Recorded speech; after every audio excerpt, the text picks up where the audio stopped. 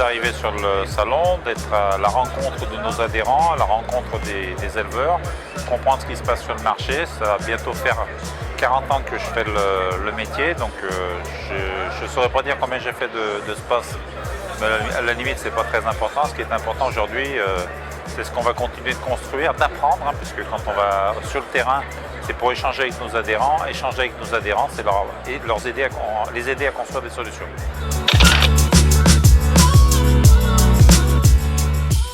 Le métier aujourd'hui, ce sont des challenges permanents. Depuis que je fais le métier, on a toujours eu des challenges plus ou moins importants.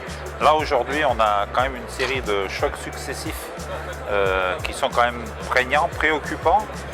Mais après, c'est simplement, il faut qu'on se prenne le temps de se creuser les méninges pour essayer de construire des solutions d'avenir. Les solutions d'avenir, c'est par rapport aux économies d'énergie, par rapport au fonctionnement de nos outils, et puis après, construire avec les éleveurs qui seront là demain.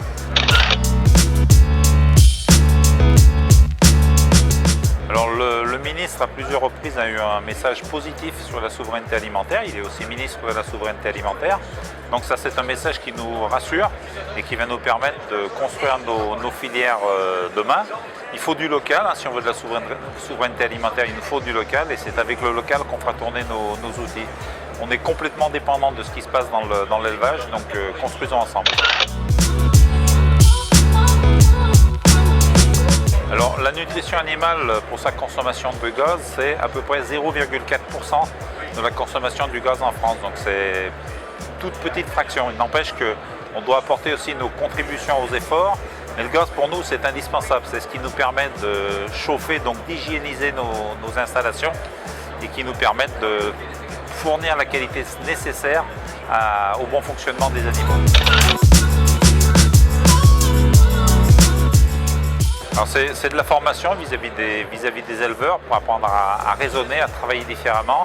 Et c'est à nous, comme aujourd'hui nous construisons les solutions nutritionnelles à partir de nos ingrédients, puisque le rôle du métier de fabricant d'aliments du bétail, c'est de construire une recette avec un certain nombre d'ingrédients et de faire en sorte que les ingrédients utilisés permettent d'avoir une meilleure efficience au niveau des animaux, du rendement dans la production des animaux, tout en étant en adéquation avec les besoins et les éléments des différents cahiers des charges ou des attentes de nos éleveurs. Alors, je pense qu'aujourd'hui on parle de solutions, il n'y a pas qu'une solution, il y a un ensemble de solutions. L'alimentation animale en France, c'est une des alimentations les plus sûres dans le monde d'un point de vue sanitaire. On a un plan qui s'appelle Ocalim qui nous permet d'être sereins sur ces aspects-là. De nous dédouaner complètement, non. Il y a du travail à faire, il y a toujours du travail à faire.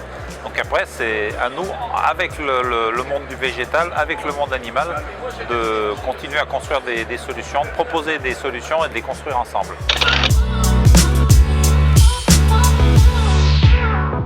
Alors, la nutrition animale, c'est l'alimentation des populations. Donc c'est le métier le plus noble qui existe aujourd'hui, être en capacité d'alimenter les populations. Et oui, aujourd'hui, il y a du renouvellement de génération dans nos entreprises.